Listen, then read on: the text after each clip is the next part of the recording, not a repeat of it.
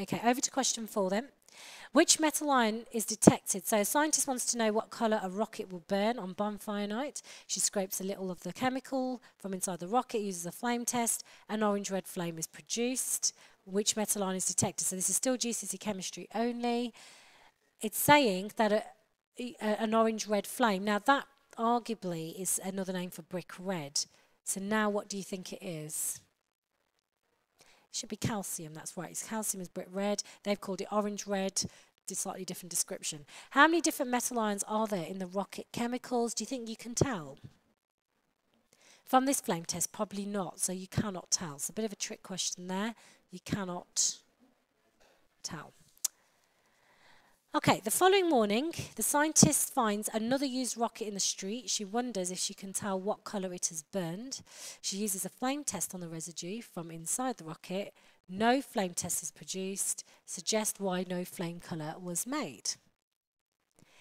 The most likely reason is perhaps the chemicals had been used up, so there wasn't enough. Maybe you'd lost the chemicals in the process. They're talking about the residues. There might not be any chemicals in that residue. That could be the issue. The scientist uses an instrumental method, so you're talking something data loggerish, and finds that there are mainly copper ions as well as tiny amounts of lithium ions in the firework residues. This is telling me it's quite accurate. It can't be a flame test now.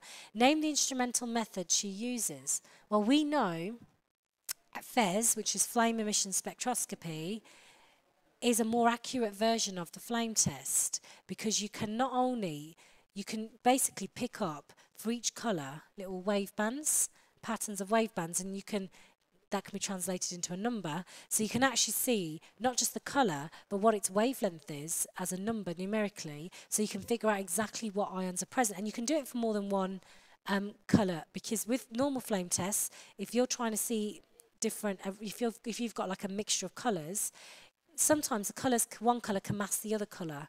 So a stronger colour can override another one, and you can't tell everything that's in there. But if you use the FES spectroscopy, the different bands show up for each colour, so you can see multiple colours at the same time. So it says here, explain why the scientists can detect copper and lithium with the instrumental method but not with the flame test. And the reason is, number one, it's obviously more sensitive because you can only need small amounts. You can detect more than one colour at the same time, or more than one ion. And you can also even detect the concentrations, how much of it you've got, which is pretty amazing. So you can see the value of using the instrumental method there. Suggest what colour the second rocket burned on bonfire night. Well, it's saying that there's copper ions, isn't it? Mainly copper ions. So what's the main colour that you would see? Suggesting a colour would be green. Okay, and they're not giving you answers for anything else, but copper is green. And then for 4.7, the scientist contacts the firework makers to find out what's in the rocket. She's told that each rocket contains a useful mixture of chemicals, and they've got the mass of it and the purpose. What name is given to a useful mixture? Right, that's the key word there, look, useful mixture, and you should pick up that this is a formulation. So useful mixtures are called formulations. Can you think of other formulations? Think about things like creams. Anything else? Paint.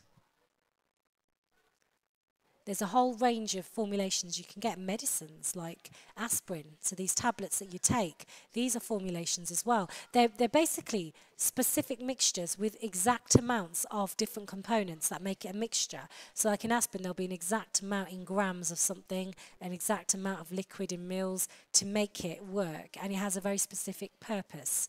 So formulation, it is a mixture, but it's a useful mixture. Okay, and then just at the bottom there, suggest what might happen if the makers change the proportions of the chemicals in the mixtures. So if they change the amounts, it could affect the performance, couldn't it? The performance could be worse, may not work. You may produce unpredictable results. Some of you guys went for explosion and you were allowed to get that as well. Could explode. Right, that's it for that.